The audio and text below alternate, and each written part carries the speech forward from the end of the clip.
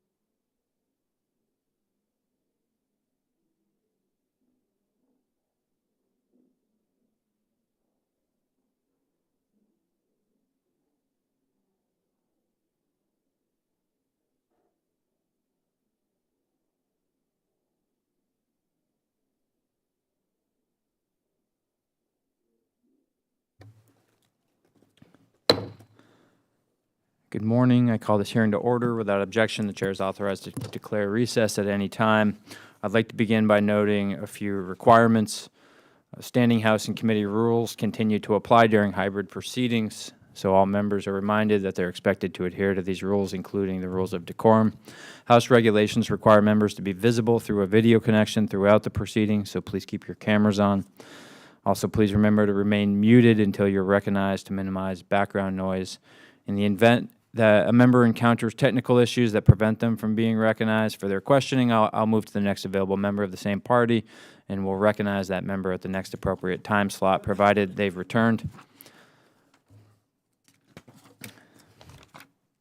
I'll now move to opening statement. In the rural areas that make up most of my district, the benefits of small businesses go much further than jobs and a tax base. They also provide community. I've seen it with my own parents' small business, where you can find folks from all over town in the surrounding communities coming together to catch up, shoot the breeze, and check in on one another. Small businesses across rural America are essential to building and maintaining these communities and preserving the rural American way of life.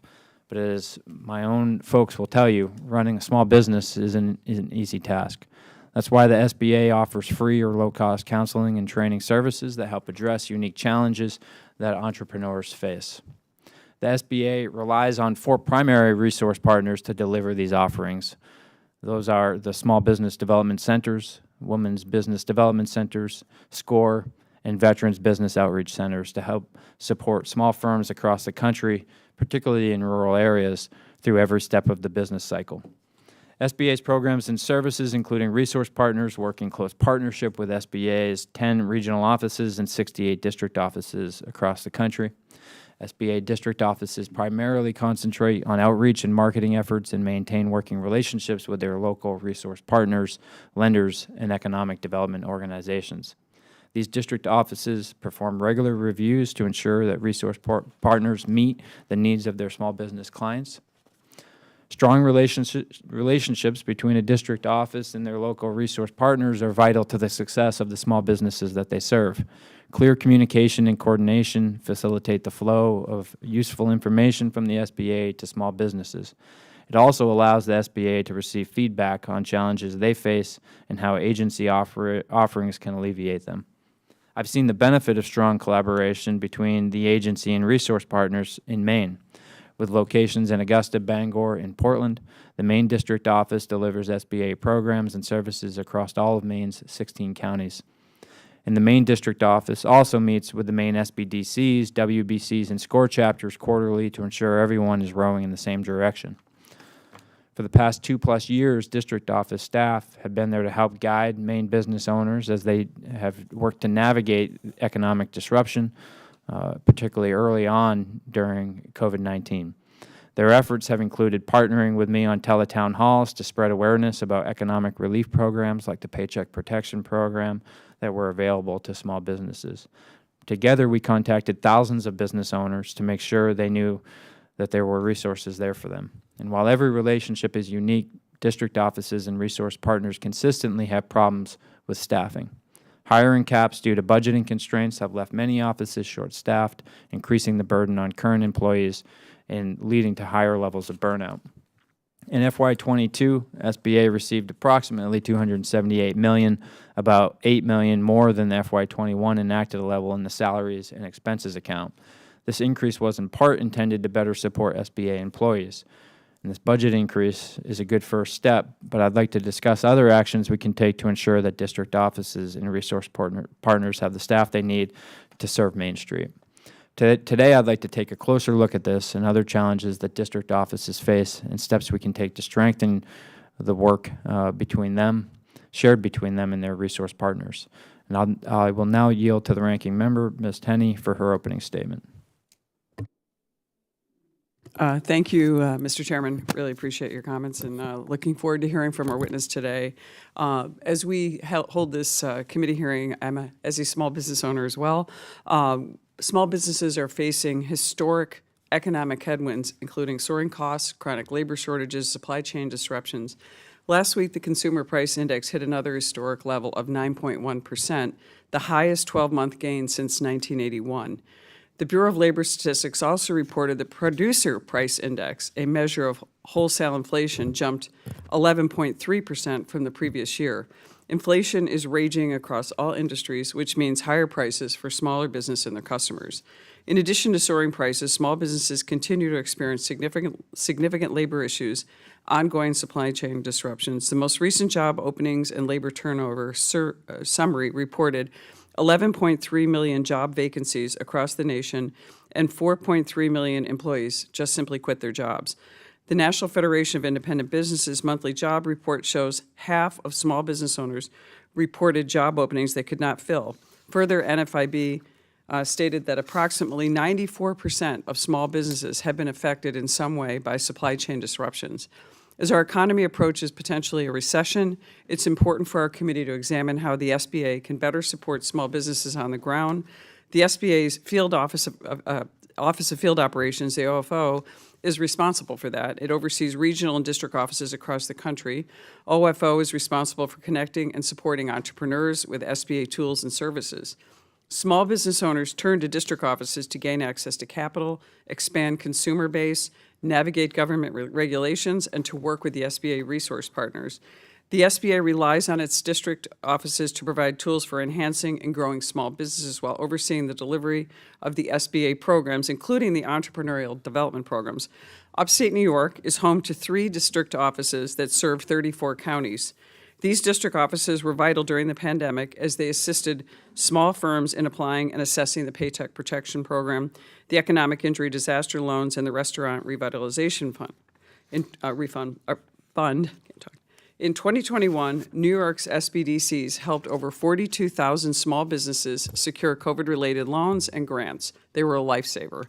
Further, they assisted almost 2,000 new firms opening their doors during 2021. These resources and programs have a real impact in rural communities like mine. Over 16,200 new jobs were created because of this effort. However, I am concerned with the SBA actions to allocate resources for duplicative programs, such as the Community Navigator Pilot Program and the Growth Accelerators Fund.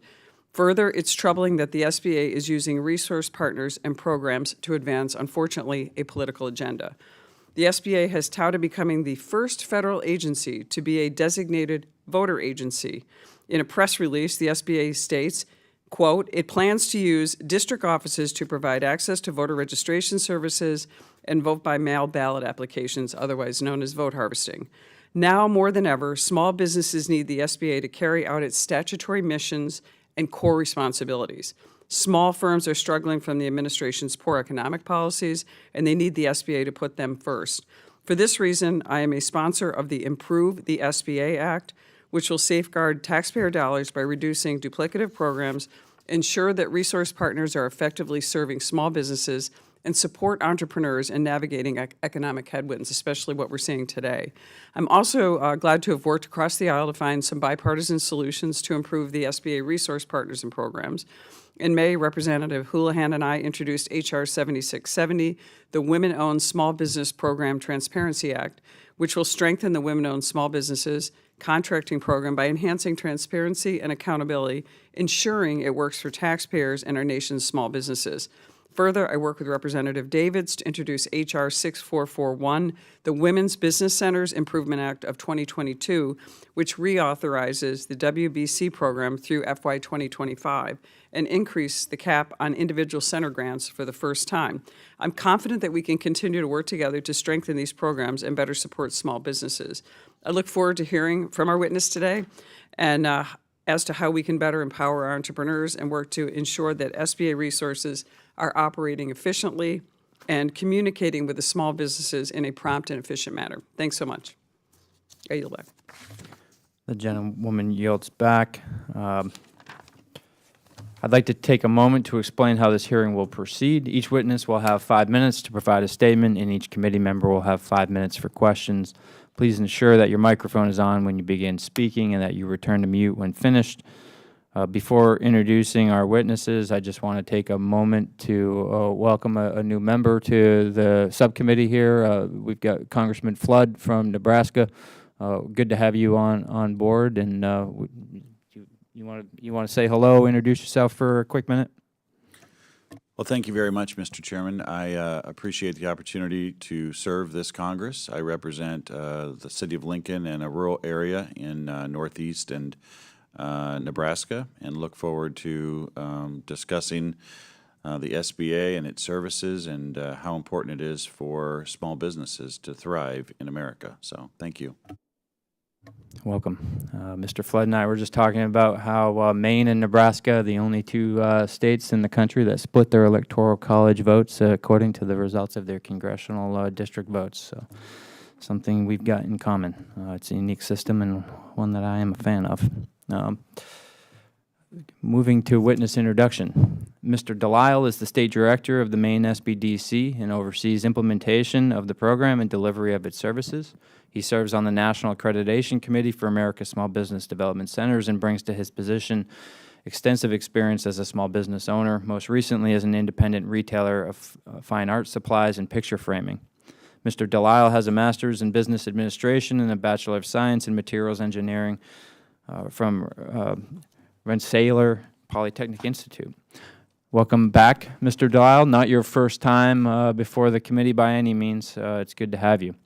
Our second witness is Ms. Nancy Stroner. She is the Assistant District Director for SCORE Maine. Ms. Stroner has served as the chair of the Portland SCORE chapter from 2011 to 2020, when she was promoted to Assistant District Director for SCORE. She is a national guest speaker, panelist, and blogger on a wide range of business issues and was selected as a White House Champion of Change in 2012. In 2019, the Portland chapter of SCORE was voted the SBA's National SCORE Chapter of the Year. Welcome to Ms. Stroner. Our third witness is Mr. J.D. Collins.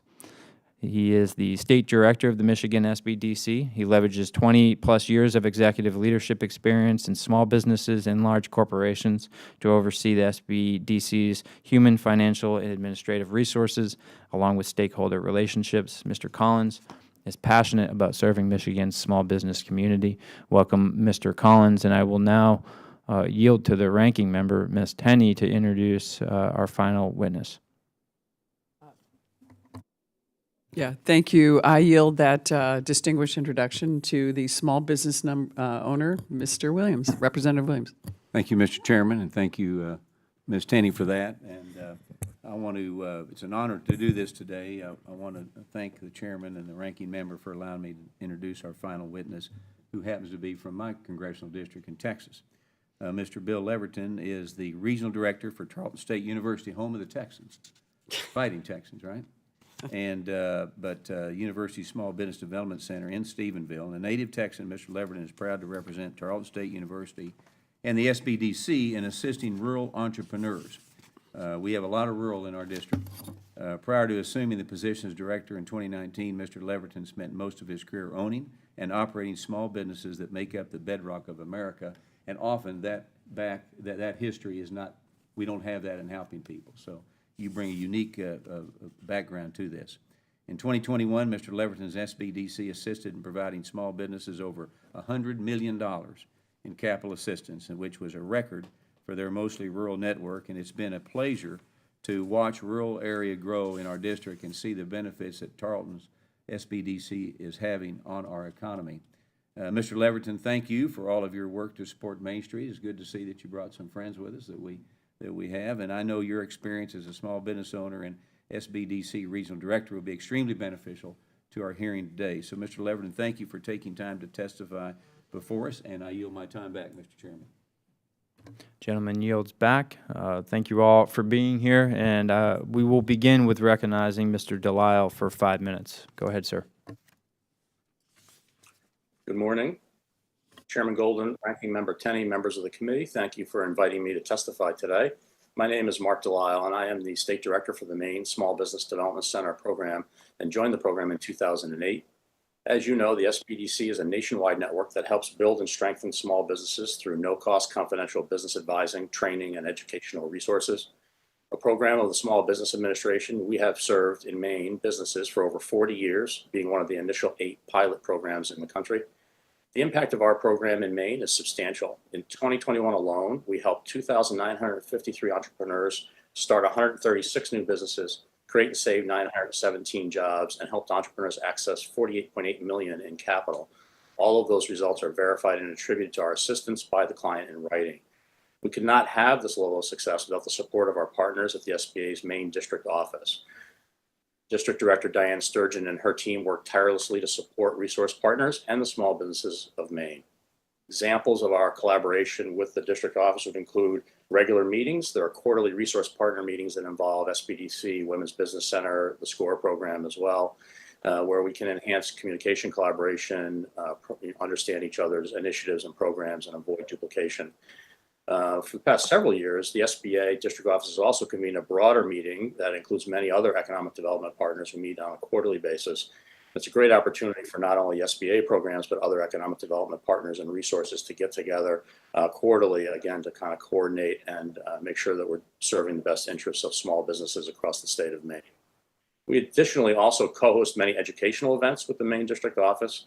Most recent example of that would be in May of this year, National Trade Month and Export Week. We co-hosted a 4-part series on exporting, with topics ranging from writing an export business plan to obtaining financing for an export venture. We also have regular sessions that we hold discussing the resources that are available to small businesses and entrepreneurs across Maine, and also basics of starting a business, and have done that on an ongoing basis.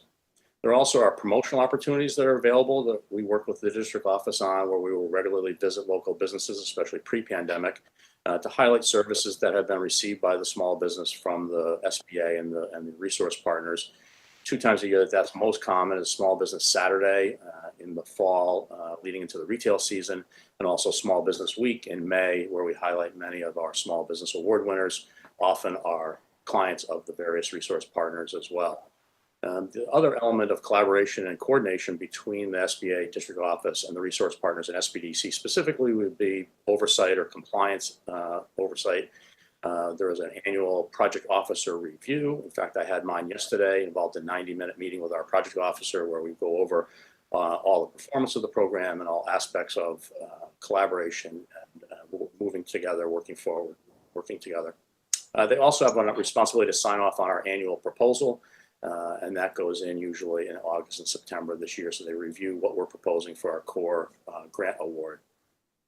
In addition to my work in Maine, as was noted, I'm on the National Accreditation Committee for the SBDC program. I joined that committee in 2018. This involves a week-long review of SBDC programs across the country. Since 2010, I've been on teams that have reviewed 18 SBDCs across the country. Every one of those reviews involves a meeting with the district director and the project officer at the SBA in whatever state or region we're in, where we review the collaboration, the partnership, the relationship between the district office and the SBDC program. So I've seen all sorts of great examples of the collaboration and work between a district office and the SBDC program. The elements that are there when we have the strongest relationship, from my view, having gone to so many other states and programs, are open communication, understanding each other's roles and responsibilities, and a mutual goal to serve entrepreneurs and small businesses in the state or the region. In Maine, our work together is mutually beneficial and helps increase awareness of the critical services we provide to Maine small businesses. The advocacy of our district office enables more entrepreneurs to access the SBDC services that they need to start, grow, and sustain their business. The district office relies on and trusts the resource partners to be their feet on the ground, doing the field work to deliver detailed one-on-one guidance to small business. Thank you, and I look forward to any questions you might have.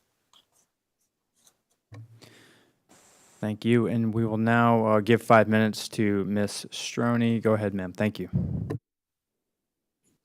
Subcommittee Chairman Golden, Ranking Member Tenney, and members of the subcommittee, thank you for the opportunity to offer testimony on SCORE's collaboration with the U.S. Small Business Administration district offices in the state of Maine. I am Nancy Stroner, and I'm currently the Assistant District Director for SCORE in Maine. SCORE is the largest network in the nation of volunteer expert business mentors with more than 10,000 volunteers across the country, offering free and confidential business advice and education. Since our founding in 1964, SCORE volunteers have helped more than 11 million entrepreneurs to start, grow, or troubleshoot their small business. We continue to mentor because mentoring works. SBA data shows that the business owners who receive 3+ hours of mentoring report higher revenues and increased business growth. In the past 5 years, in the state of Maine alone, SCORE has helped our clients to start 1,791 new businesses, in turn creating 5,487 new jobs. My fellow SCORE volunteers represent a diverse range of backgrounds and industry expertise. I spent 30 years working in sales and marketing with Procter & Gamble and merchandising with CVS before going into business for myself. I've been a SCORE volunteer for more than a decade, serving in leadership roles as chapter chair, assistant district director, and the SCORE board of directors. As a mentor, I am proud to create meaningful and long-term relationships with my clients, helping them to launch new businesses and operate existing businesses more successfully. My SCORE client, Kate McAleer, founder and co-owner of Bixby Chocolates in Rockland, Maine, has explained the value of our mentoring relationship as, and I quote, "Our participation with SCORE has been invaluable to Bixby's company. Our mentor has the extensive experience and incomparable ability to provide advice. Her judgment is always sound, invaluable, and uncanny. Her ability to help navigate our entrepreneurial journey for key decision-making and support has been and continues to be important and critical to us in our successes," end quote. Clients like Kate demonstrate SCORE's vital contribution to Maine's large and vibrant small business community. According to SBA data, Maine's 150,000 small businesses represent 99.2% of all state businesses, and small business accounts for 56.8% of Maine's employment in 2018, compared to 39.7% nationally. Maine is truly a small business state. In order to best serve our clients, SCORE regularly collaborates with the SBA and its resource partners, the SBDC, the Women's Business Center, the Veterans Business Outreach Center.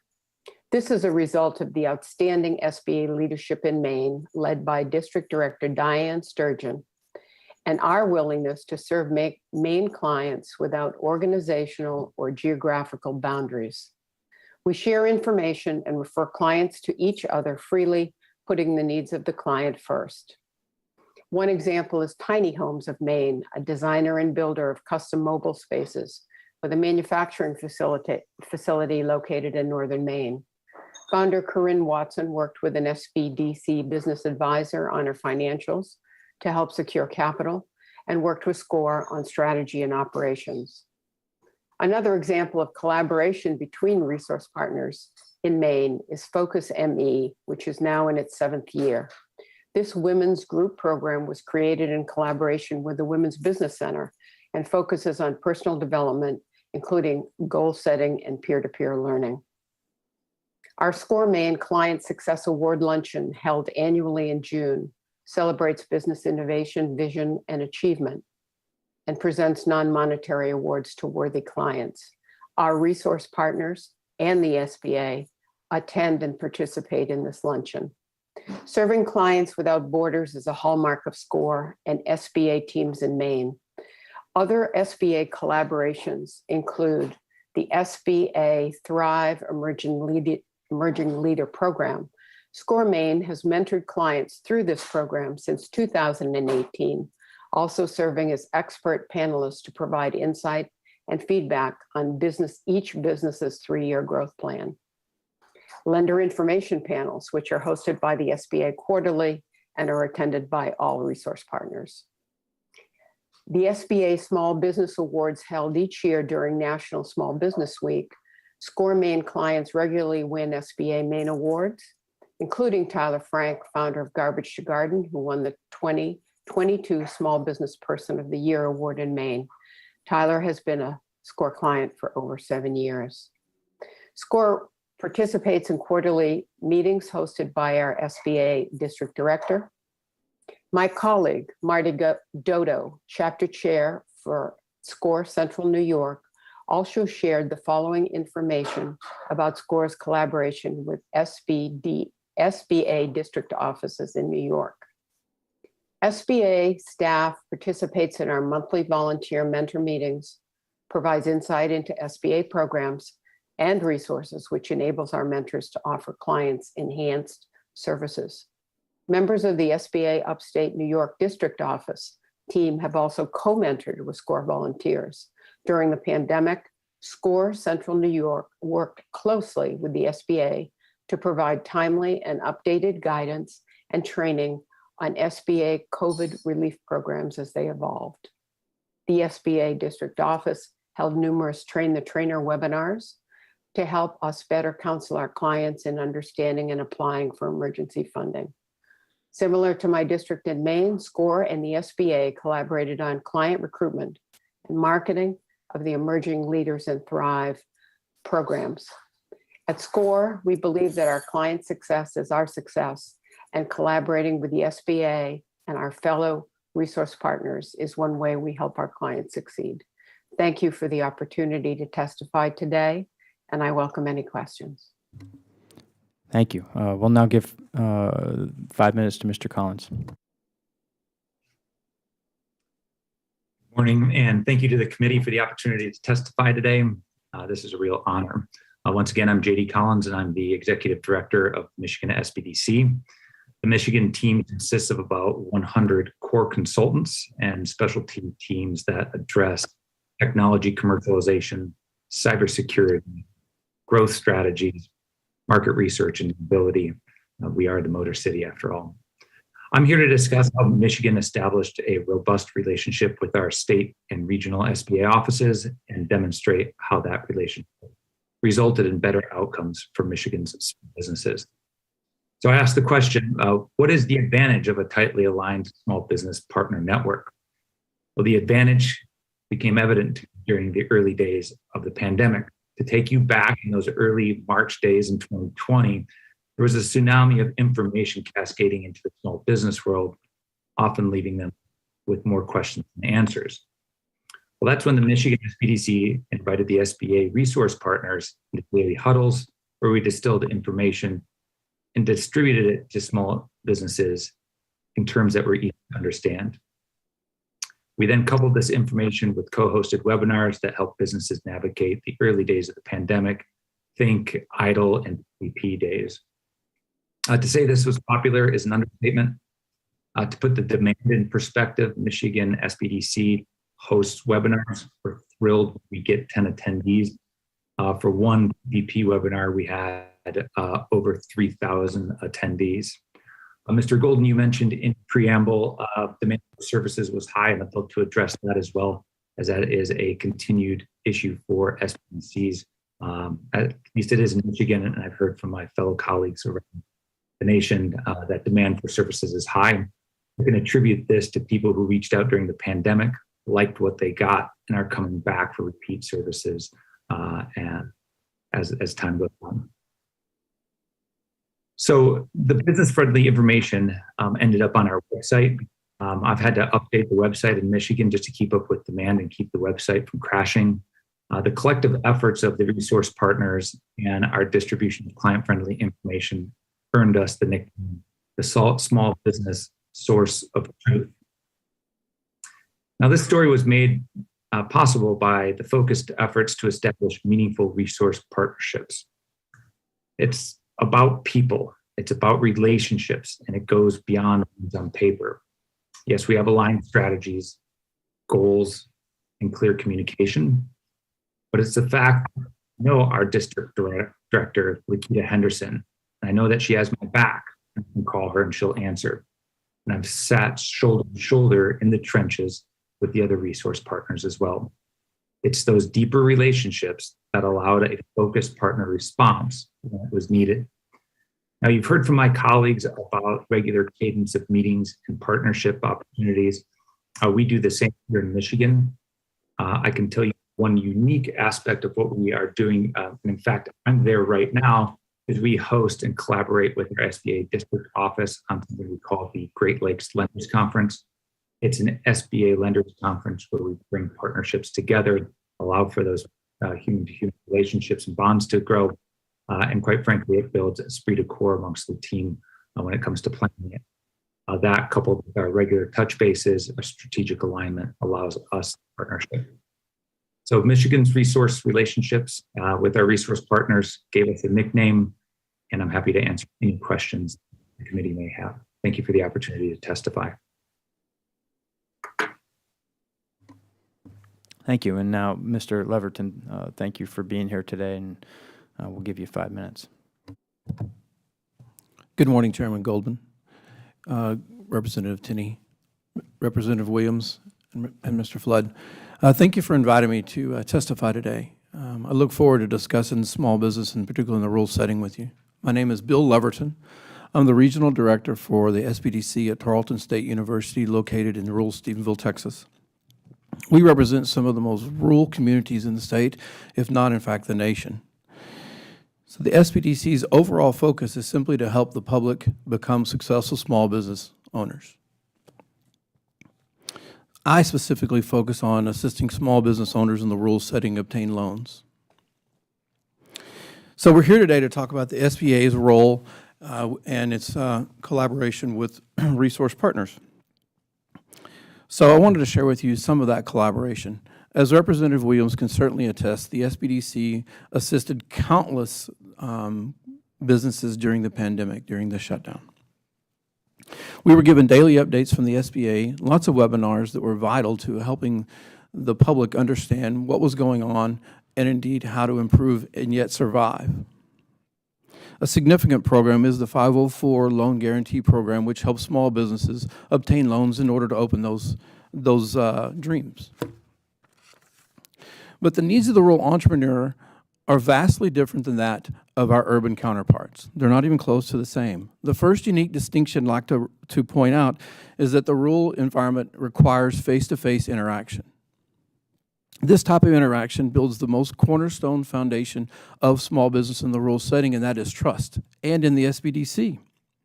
Another unique distinction is that in many rural areas, they simply do not have access to internet. It is vital. So this makes online participation in webinars and Zoom conferences impractical at best. For example, I worked for 7 months with a community in rural Texas of 500 people open a daycare center. It injected $260,000 into the economy, created 8 jobs, and more importantly, put rural parents back into the workforce. I communicated with those people almost exclusively face-to-face or via telephone because they couldn't do Zoom conferences as they had no access to internet. Unfortunately, this is a problem that is rampant in small Texas rural areas. Second, the rural community needs longer-term commitment programs. The CARES Act created human capital that allowed the SBDC to meet an overwhelming demand. Now that that program, as it relates to the SBDC, is expiring along with the human capital, we're left with a situation in which demand outpaces supply greatly. For instance, our office currently has a 3-week wait period to meet with clients. Third, rural communities need streamlined programs. Rural clients of the SBDC oftentimes find themselves attempting to navigate the many different programs available. And most of these programs, quite frankly, closely align with the mission of the SBDC. For example, the Navigator program is a very well-designed and planned program. However, in my opinion, it could duplicate the efforts of the SBDC, overlap geography, and divert resources. Finally, the rural community needs direct support. Recently, I was able to obtain a $300,000 rural business development grant from the USDA. This allowed and enabled the Stephenville Economic Development Foundation to create a revolving loan that will create access to capital and jobs for our rural communities. The SBA is a successful organization, but finding ways to strengthen those programs that are working is essential for the rural business. In my opinion, there are 3 examples that policy could assist. Number 1, create more long-term horizon programs for the SBDC that result in direct interaction with the rural community. The SBDC is effective whenever we're allowed to be present. Second, streamline the various duplicate programs that could overlap the mission of the SBDC itself. Third, Establish ways to provide direct access to capital for small and micro businesses in rural areas. We desperately need that. In closing, thank you for inviting me to testify today. Your willingness to invest your time on this committee is duly noted, and we very much appreciate it. On behalf of the Northwest Texas SBDC Network, Tarleton State University, and the University of A&M System, I thank you for your service.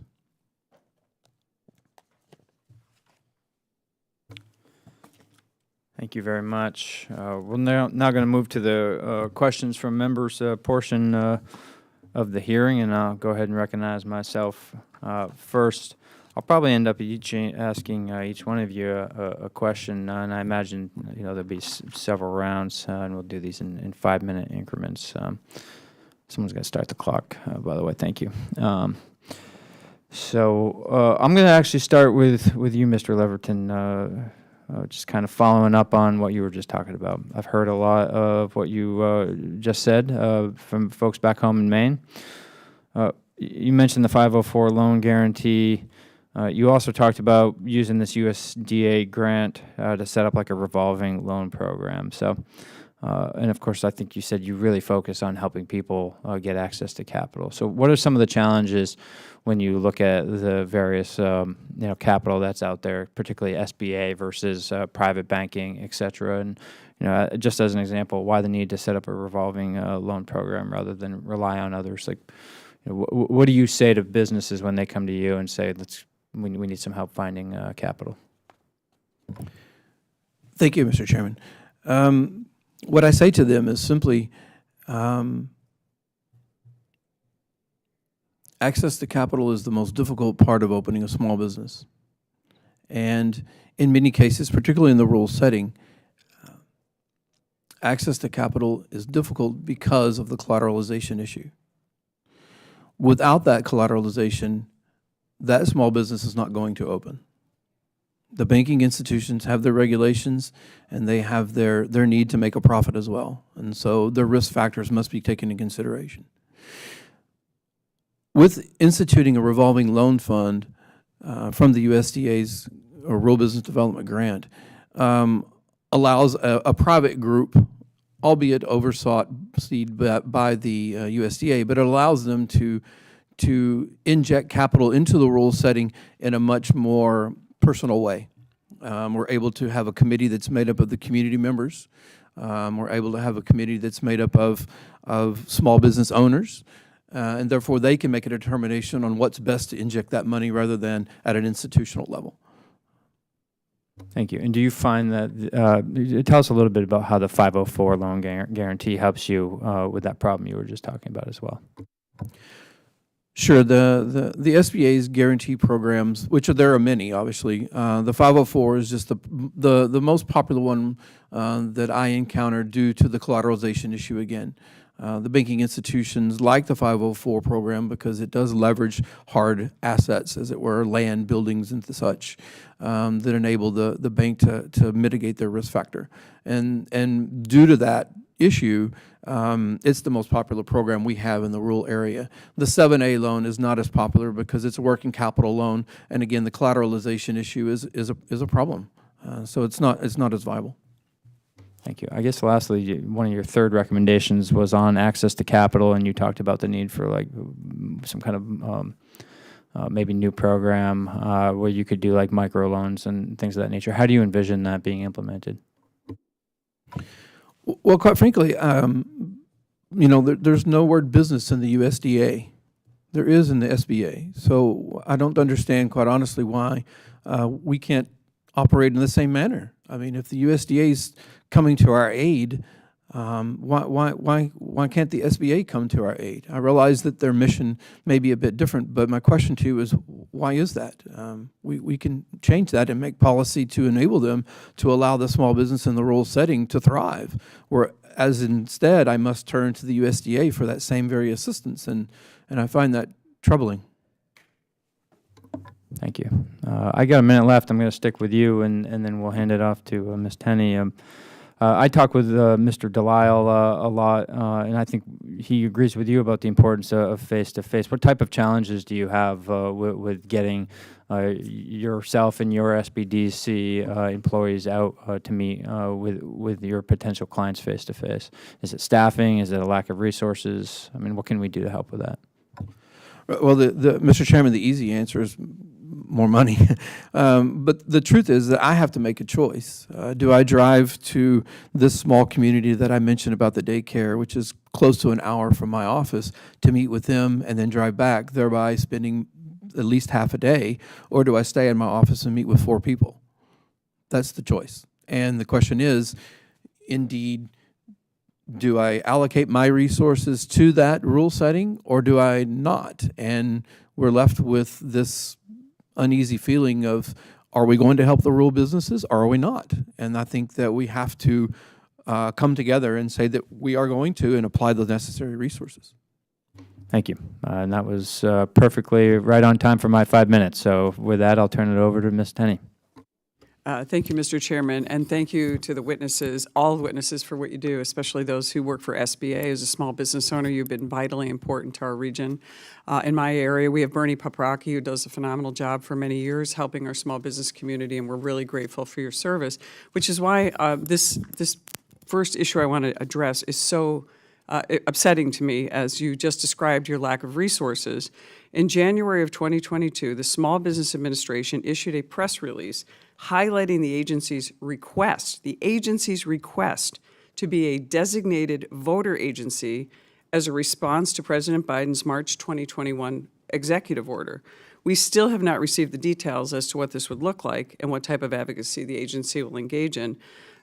My biggest concern, obviously, as the founder of the Election Integrity Caucus and someone who's been through this, why are we tasking a nonpartisan organization to get involved in partisan work outside the mission of small businesses?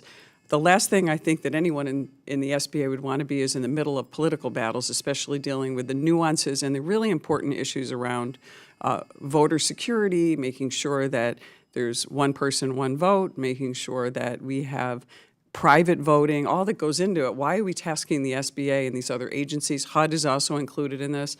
I wanted to ask you, in viewing this, and you just cited the wonderful work you're doing in our rural communities, don't you think that this is really going to be a burden on SBA with unrelated tasks, dealing with getting to your rural needs? You just cited the 504 loan guarantee program, 7A, some of these. Could you just comment? I know it's you work for SBA, but isn't this kind of outside the mission, in your opinion, that we're getting involved in political partisan vote harvesting as opposed to really helping our small business community? Well, thank you, Ms. Tenney. Representative Tenney, My question is to Mr. Leverton, by the way. I don't know that I can speak to a lot of that because it doesn't affect me directly. I can tell you that I've never helped a business open, a small business open, where a political party affiliation was ever an issue. They simply want to open a business, serve customers, and make a living. They're not trying to open the next Google. They're not trying to conquer the world, so to speak. They simply want to provide for themselves in a fashion which, with their 2 hands or their brain or their back or what have you, they just simply want to put food on the table for their families. And that is not one time in my time has it ever been an issue. So I don't understand how that would ever need to be an issue. And I would certainly hope that it does not become one, because there is not really a opening small business in a rural setting is about as bipartisan as it gets. Yeah, I appreciate, and the nonpartisan nature of the SBA is so critically important to its mission. It seems to me that why would you want to engage in this when you're just really just trying to get people up and running? Right. It just concerns me that the top at the SBA would actually make this pitch. Well, I would hope that it doesn't become that. I thank you for I appreciate that. I just want to touch on a couple things. So, obviously we have inflation. We have it's 41-year high. You're a small business owner, former small business owner. What can we do, and as a committee, how can we help the small business community get through, weather this storm right now? The inflation, rising costs, gas prices, and what can we do from the SBA viewpoint? How can we create legislation, in a bipartisan way or some way to help these businesses with the struggling costs? Is there some, what have you been doing and what have you been advocating for? Great question, actually. Very, very good question. Education is the key. Most of the people that come to us need education in small business. They understand how to bake a cake. They understand how to sew a dress. They understand to do the task that they're required to do or want to do, bale hay, whatever that may be. They understand that. That's inherent in their nature. However, operating a business is not the same in most cases. And as a result, many of them just simply aren't tooled, don't have the tools in order to perform that. And the Let me challenge ask is you, that, may I reclaim my time? So in education, how do we get them to weather the storm through these rising costs? What can we do with SBA and with our committee on small business? How can we help them get through this with strategies, with loan programs that might be extended, or to be able to deal with Certainly. the supply chain, like rising costs, inflation, and especially rural areas. I know where in my rural area, we don't even have public transportation in most Right. parts, so we have to drive to get to work. the short answer is all the above, but certainly capital is the biggest issue, at least access to it. That is probably the number one issue. I think my time is out. Thank you very much. I appreciate it. I yield back. Thank you. Well, we'll recognize Mr. Williams. Thank you, Mr. Chairman, and as most of you know, I'm also a small business owner, have been for 51 years, and the challenges we see are a lot, and we appreciate what you're doing. And I've also seen Tarleton State University grow and transform over the years through expanding their career and technical education programs to partnering directly with small business owners in the community to focus their academic offerings on the current needs of employers. And there's a lot of those needs right now with the employment situation like it is. And furthermore, Tarleton's partnership with America's SBDC has been a great asset to our rural Texas community. So, Mr. Leverton, your SBDC has leaned into its intended role and taken on the difficult task of helping rural entrepreneurs navigate the waters when opening their own small businesses. My first question would be to you, how can we direct SBDCs across the country to better carry out their intended mission and copy your success in reaching those in rural communities? Thank you, Congressman Williams. I think that the main success story is to say either we're going to pay attention to rural business or we're not. And it's that simple. And if we are, then we have to go meet with them face to face. As I said earlier in my testimony, trust is important in the small business community. You can't build trust from a phone call. A friend of mine often says that an email creates contact, a phone call creates a conversation, and a face-to-face meeting creates a relationship. Well, these people operate on relationships, and you cannot do that from a Zoom call. You cannot do that from an email. It must be in person, speaking to them in the coffee shop or wherever they want to meet. And that's, I would say to you, that's a big piece. I agree with you. It's called being retail. Yes, sir. I mean, you got to go Accessible. sell something, right? Right. And you forgot one thing. You talk about this and that, and you didn't mention Zoom, but it's a disaster. I'll add that to what you just Sure. said. Eye-to-eye contact's a way to get it done. So since I took office, I've pushed for less government regulations and encouraged the streamlining of federal programs to ensure government is being a good steward of taxpayer dollars. That's why I've been concerned with the newly created American Rescue Plan's Community Navigator pilot program. It looks like this program is looking to perform extremely similar functions for the small businesses as SBDCs, and it is insufficient and will cause confusion if we have two programs that frankly are doing the same thing, that are providing the same type of assistance. So next question, in your opinion, does the duplication of these programs hinder the work your SBDC can provide to rural communities, and what issues does this cause? Great question, sir. Thank you so much for that. That's a very good question, actually. And the answer is it hinders us greatly. We have many great programs out there. Unfortunately, many of them, their mission aligns with the same as the SBDC. Therefore, we have duplication of effort across many different platforms. So if you're a small business owner in the rural area and you're trying to contact someone to help you, who do you contact? You contact 3 or 4 agencies. You have the Women's Development Center, the SBDC, you have SCORE, and you have numerous other ones that are short-term based. And the short-term based programs, when they just about get ramped up, it's about time for the money to run out, and so therefore they extinguish. Secondly, some of the duplication of effort that happens is contradictory Just by human nature, it can be, because we are person-to-person contact, so my opinion and yours may vary. So that is very challenging, and it does hinder us greatly.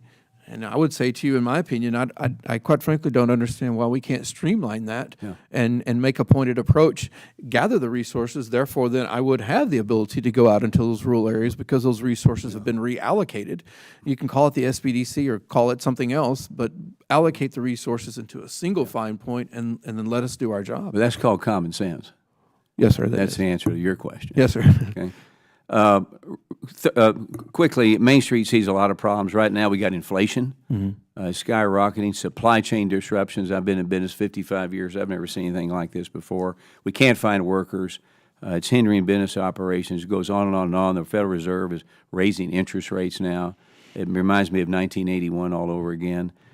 So with all these costs, business owners are having to make some difficult decisions that they haven't made in the past. So what are the top concerns you're hearing from American small businesses right now, and are you elevating these concerns to the top officials at the SBA? You've got 15 seconds, and if you could answer that. The answer to your question about the concerns they have is, how do I raise my prices to afford the costs I have to meet the demand of the public, yet the demand can't afford my product?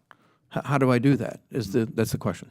Yep. And there's no answer. All right, have you told the SBA, have you talked to them about these concerns? Well, I attempt to, sure. Yeah. Sure. Attempt, okay. I get it. All right, Mr. Chairman, I yield my time back. Thank you. Thank you. Next up, Mr. Flood from Nebraska. Thank you, Mr. Chairman. You know, as a Nebraskan, we have the lowest unemployment rate of any state in the nation since they started keeping the statistics in 1974. Our state unemployment rate is the absolute lowest. To help me provide context to that, Mr. Leverton, can you tell me, when you talk about rural, what size communities are you talking about?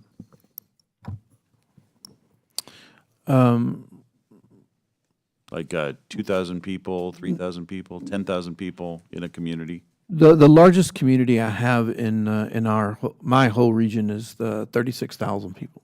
Okay. Which is why the Rural Business Development Grant works, because it requires 50,000 or less population in order for you to be accessible to that funding. In your service area, do you have towns of less than 5,000? Absolutely. I have towns less than 100. Okay. Most of my towns probably, I would think, average in the range of 2,000. Okay. So according to an NFIB report, half of small business owners reported job openings they could not fill. Is that a hurdle in your service area? Absolutely. I would think it would probably, behind access to capital, be the second biggest challenge that small business owners face. There simply aren't people aren't in those communities, there's no one to work, which is why the USDA created that program, was to help revitalize small communities and thwart the urbanization. So I appreciate what you're doing. I think it's important work. Let's talk about the types of capital that we need. Obviously, there's the SBA traditional capital that you're talking about here that could be anything from a widget manufacturer to a dog grooming business. Right. What tools do you have in the toolbox when it comes to at-risk capital?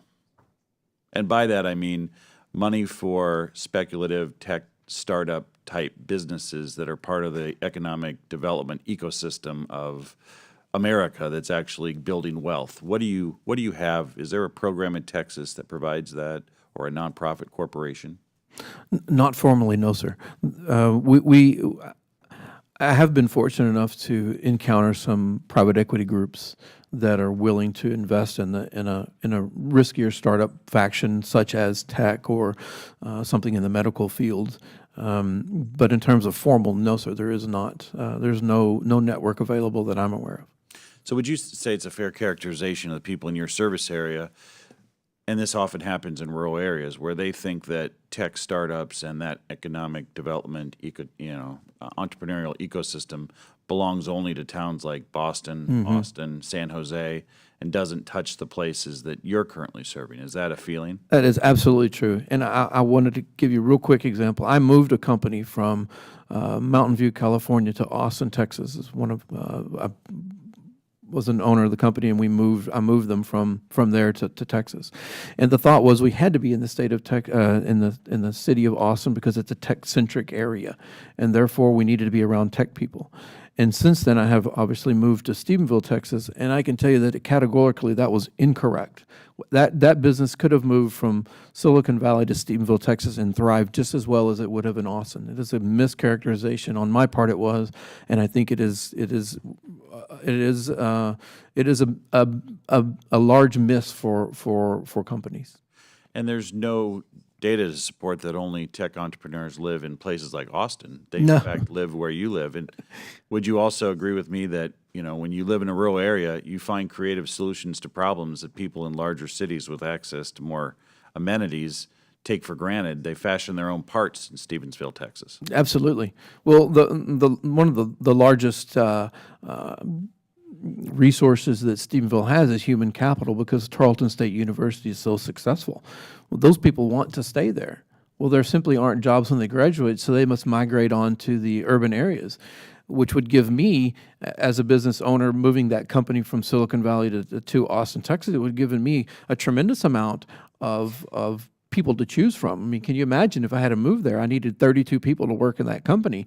I would have had a choice of probably 500 or 600 to choose from, versus in Austin, I have a much more difficult time attracting the same talent pool. And people want to live in those rural areas, are willing to stay and sacrifice and like you say, fashion things and do what is necessary. So we need to pay more attention to it, absolutely. Thank you for your answers. I yield back. Thank you. We're going to go to a second round for those that want to stick around. Mr. Leverton, thank you for your service to this committee. You are off the hot seat for just a minute, at least. I guess I'll shift to Mr. Delisle, sticking with the SBDC aspects here. We've heard a lot about duplication. I've shared a lot of those concerns, as you know. And I am certainly a big fan of the work that SBDCs do. I've raised concerns on this committee about the existence for decades in statute within SBA of something called the Office of Rural Affairs, which literally had no staff and no funding, something we have been trying to fix, and yet we're moving on creating yet more programs.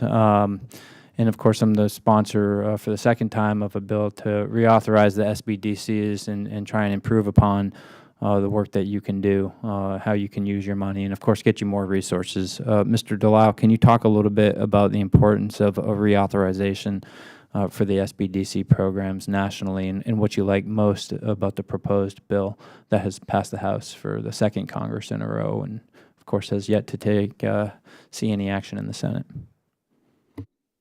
Yes, yeah. Thank you, Chairman Golden, for the question. So, and thank you for your support of reauthorization. As you know, the reauthorization is critical to kind of endorsing the Small Business Development Center program as an authorized program of Congress. It's very important, and it's also an opportunity to do some corrections or some enhancements of the rules and the criteria for operating the program. I know you're supportive of increasing our capability to market our services and to raise awareness. One thing that we definitely have seen through the pandemic is that by raising awareness of small business development centers and the other resource partners, it really allowed us to really serve far more clients, especially with the additional CARES funding. So having additional room to spend marketing dollars is important, raising the authorized level so that the appropriations committees can take action to hopefully increase resources so that we can continue to provide those services to the small businesses across Maine and across the country. So I'm hopeful, as I know you are, that the Senate will also take up reauthorization and we can get that passed so that we can really advance the program further across the country.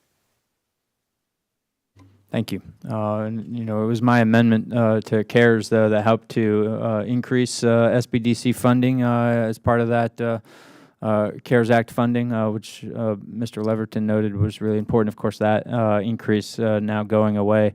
We know that there's workforce shortages out there among your clients. What about among SBDCs in Maine, Mr. Delisle? Are you having a hard time maintaining staffing and finding the right people? We're not having a hard time maintaining staffing. We're fortunate that we have a great organization and staff of SBDC advisors in Maine that are long term, and many have retired. And we've been successful in hiring some really good people, even through the workforce shortages that we have. So we do have good people. And what we find is that people that become business advisors for the SBDC, they do it because they love the work. They love working with clients. They love the small businesses, and they're really just committed to that mission. So fortunately, even though it is such a tight labor market, and certainly all of my advisors could market their skills elsewhere, probably for significantly higher pay, they really are committed to the organization. So, but that said, anytime we have an opening, it is always a challenge. And as you know, especially in rural Maine, I have a host partner up in Caribou, Maine. If we need to hire an advisor in Caribou, Maine, it certainly is a challenge to find a good, talented pool of candidates for that position. But fortunately, right now we have a really good advisor in Caribou, and I hope he doesn't go anywhere. Thank you. I particularly like the aspect of the reauthorization bill that would allow you to use a small, responsible amount of your budget for marketing, as both I think you and Mr. Leverton have spoken to. What good are your services if the businesses, particularly in rural areas, don't even know that you exist? It's a real shame, and something that we could fix with just a small tweak in the statute with the passage of that bill. I'm going to probably come back in a little bit to ask some questions about SCORE, but I'm going to give the opportunity to ask more questions. And I see that Mr. Stauber has joined us from Minnesota. Welcome, sir, and why don't you go ahead? Thank you very much, Chair and Ranking Member, for holding this meeting. I first want to give a shout out to the SBA District Office in Minnesota. District Director Brian McDonald and his team have been working tirelessly over the last few years, and I couldn't let this moment go by without acknowledging their hard work, and it is greatly appreciated.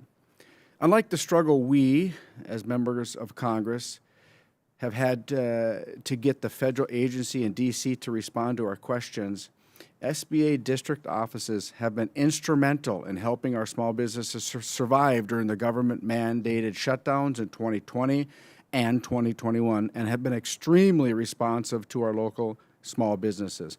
Mr. Tarleton, with new inflation numbers at record highs, what would you say is the confidence level of the small business owners you interact with in the economy and current state of play?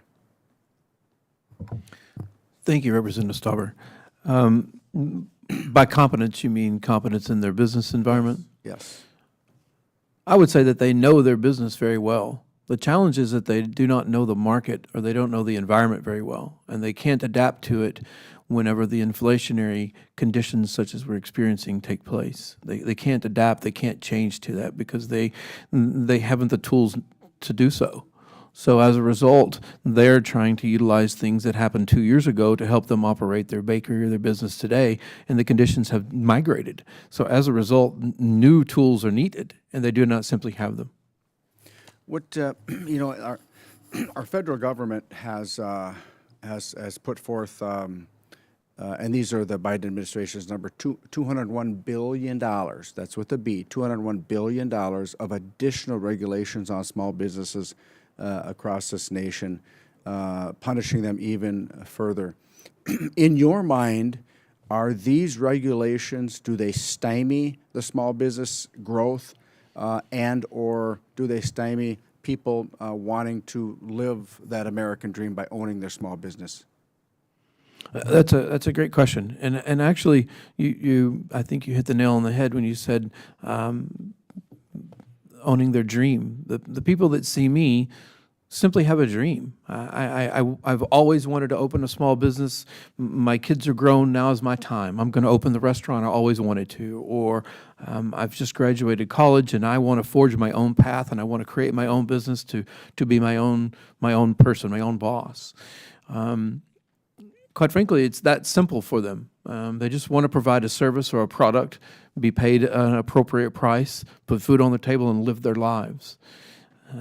Without the government on their back or in their pockets. Well, the challenge becomes whenever we mount regulation and require them to do more and more and more and more with the same dollar, if you will. Right. Either they're being taxed more, or they're being appropriated more, or whatever the case may be, they wind up being inundated and, quite frankly, discouraged. And I see some leave business because they simply just feel it's not worth a fight, Yeah, and they consider it to be a fight.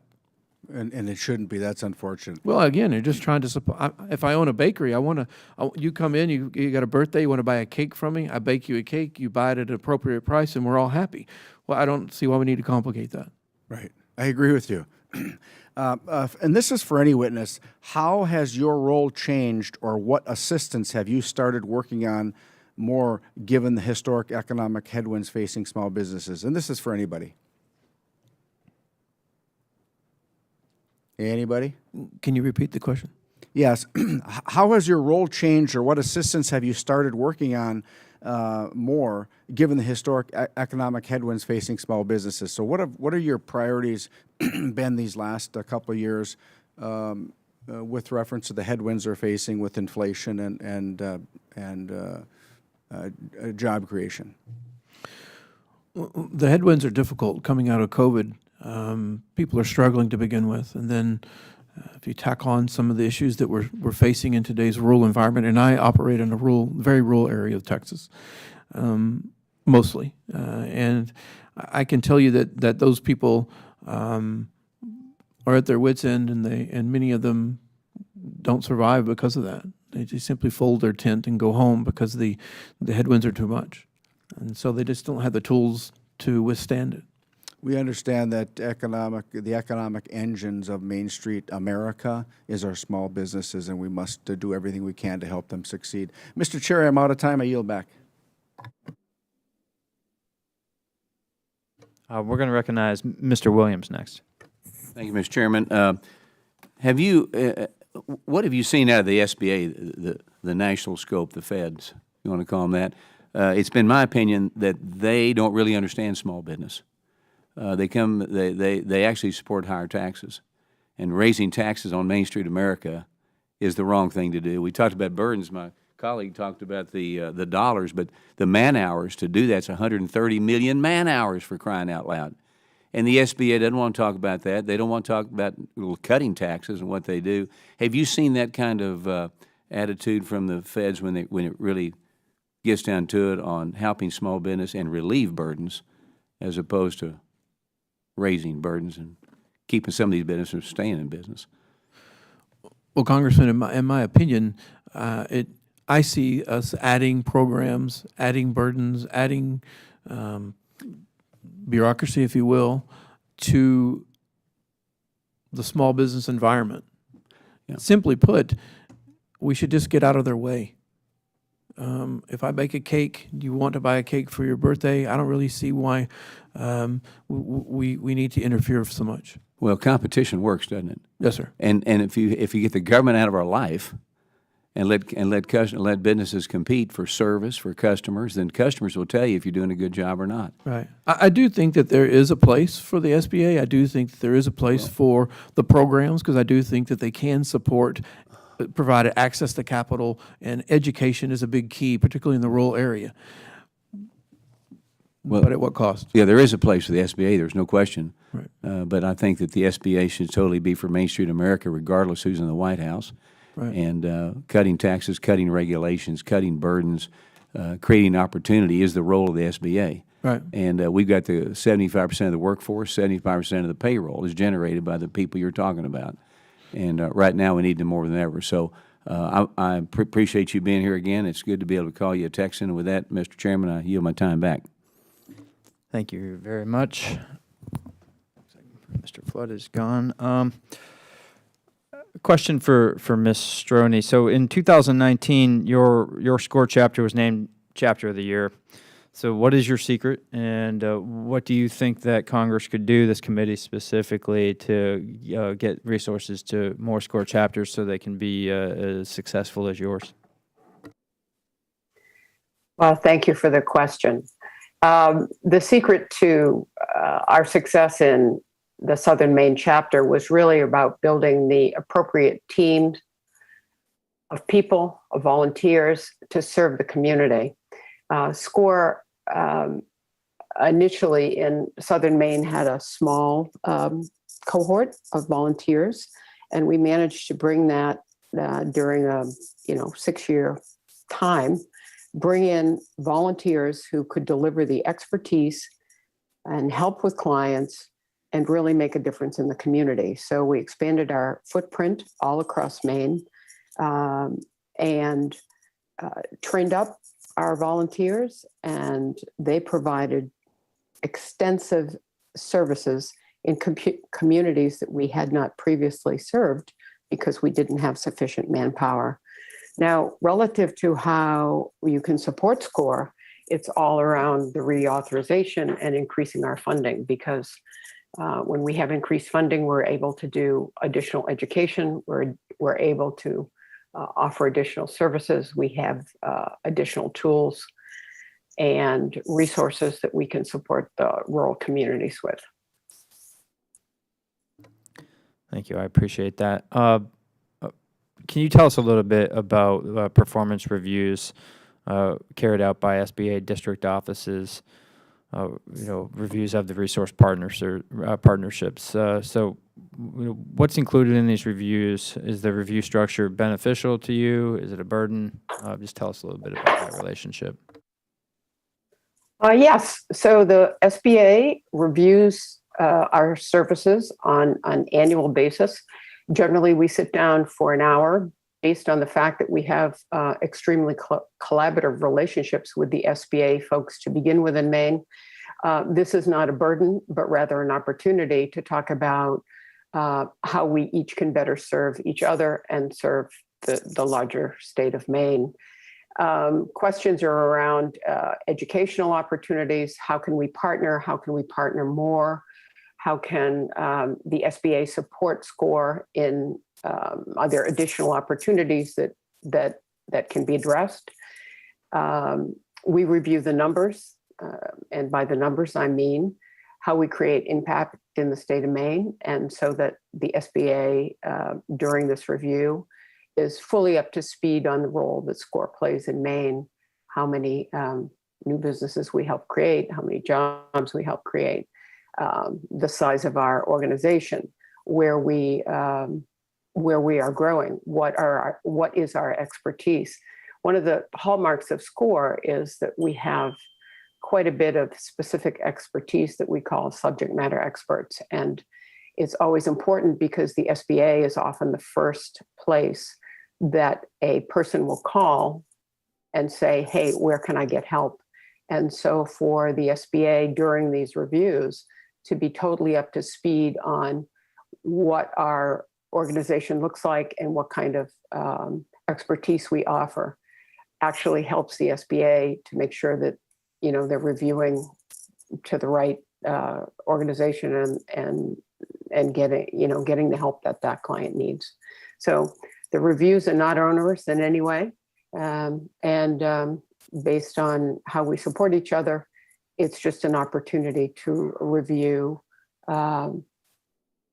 potential growth areas in the times ahead. Great. I'm not surprised that the relationship is pretty good between the partners in the SBA in Maine. But Mr. Collins, it's been described that when you took over the SBDC, that maybe there's room for improvement, is the way I've heard it described for the relationship with the district offices in Michigan. How did you go about accomplishing that, and how would you advise others to improve upon that relationship and just improve the collaboration and communication? And you can speak either to what SBDCs could do to improve that, or the district offices themselves.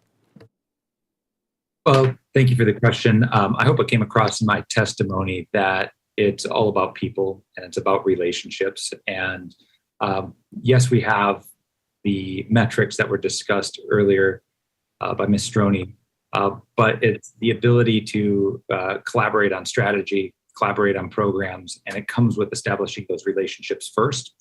And so we started with what we're just calling a monthly huddle. We then migrated that to partner meetings, and then took that up one step by co-hosting some events together. And believe it or not, it's the the planning committees, and it's the ability to address strategy and be part of the participation in the event that really builds the esprit de corps amongst the team and those relationships that allow us to kind of have that relationship mature. So I would say that it started with the personal relationships and it's blossomed since from there. So I gotta say we're in really solid footing right now amongst the leadership from here. Thank you for that. I appreciate it very much. It looks like we're out of questions.